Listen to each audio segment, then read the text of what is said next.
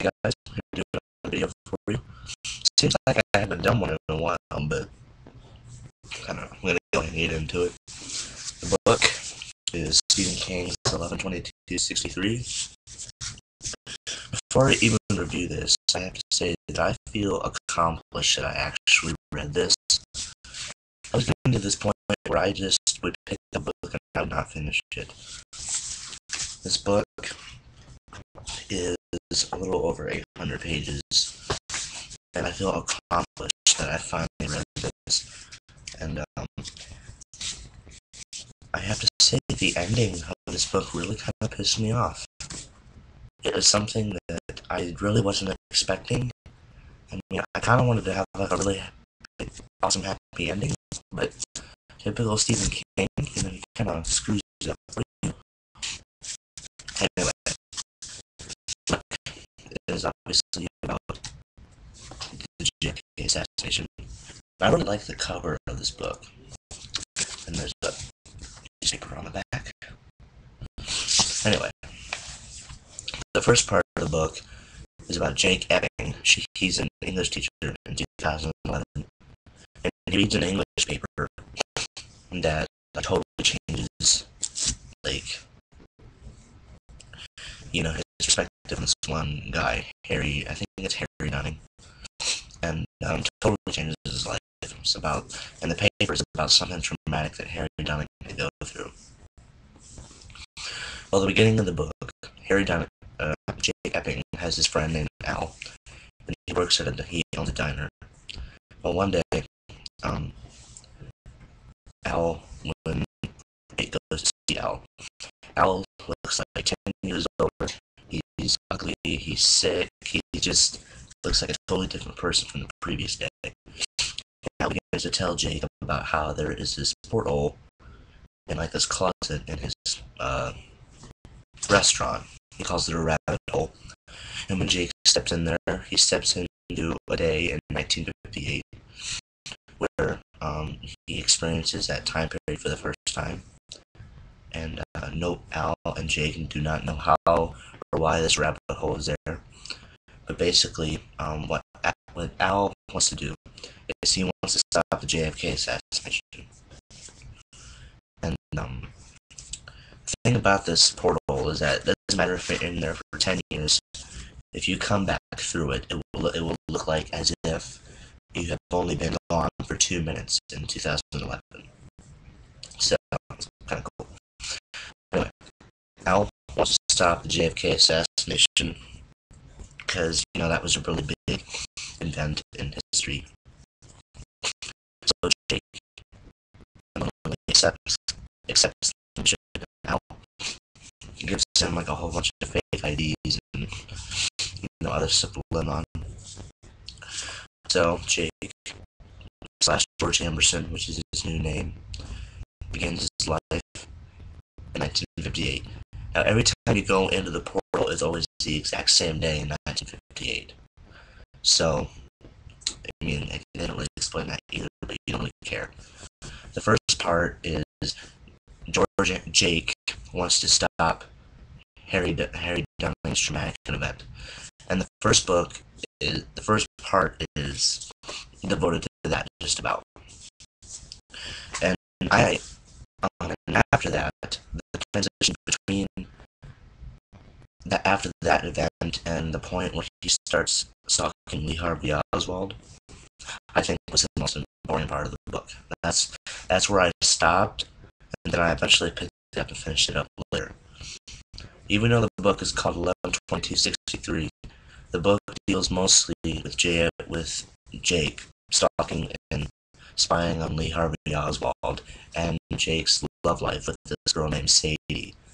So really, it's kind of like the JFK assassination is kind of like a subplot. I mean, the love story is kind of like the main part of this book. But as years go on, he starts teaching in high schools, and he teaches at this one particular high school where they have a librarian named Sadie, and they end up falling in love. And the one thing that kind of creeped me out was Stephen King writes about a lot of sex in this book. It's really ridiculous how much sex facts that he writes in this book. I don't know, it's kind of weird. But the whole Jake and Sadie relationship is kind of the main part of the book. And this traumatic event that happens to Sadie that really has a deep effect on both of them. And so, in between his love life with Sadie, he's also trying to stalk Lee Harvey Oswald. And, of course, he can't tell Sadie who he really is or what he's really doing because she would think he was crazy. So that kind of affects his and Sadie's relationship. And eventually, Sadie finds out who Jake really is and what he's doing. And she wants to help him. But, of course, he can't let her. And the book, really after Sadie had her accident, is kind of where it kind of slowed down again. Because there's kind of like some little nothing parts that happen. And then Jake, something happens to him to where he's like unconscious for months on end and he has amnesia.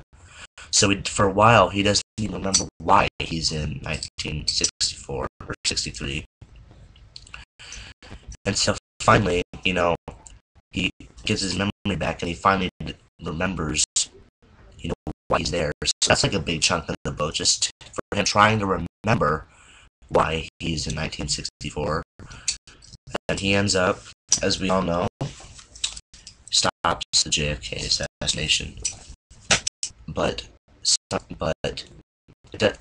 I don't want to give away what happens if you haven't read it, because I was kind of surprised at how the book ended. I will tell you that the JFK assassination was stopped. But, I mean, obviously, we can tell that it does, because it says right on the back cover before you even read it. JFK escapes assassination, First Lady also okay. The ending.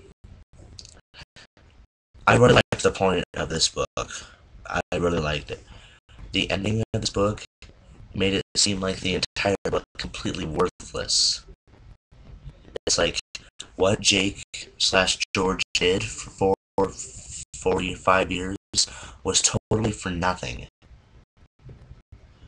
It was almost, there was no point in writing this book because of the ending. The ending I did not like at all. It's just, Stephen King took a really cool and simple idea and turned it into a very confusing thing and something that just would piss people off. But it does kind of end on a good note. It's kind of a pretty good note. If you read the book, you can understand what I mean.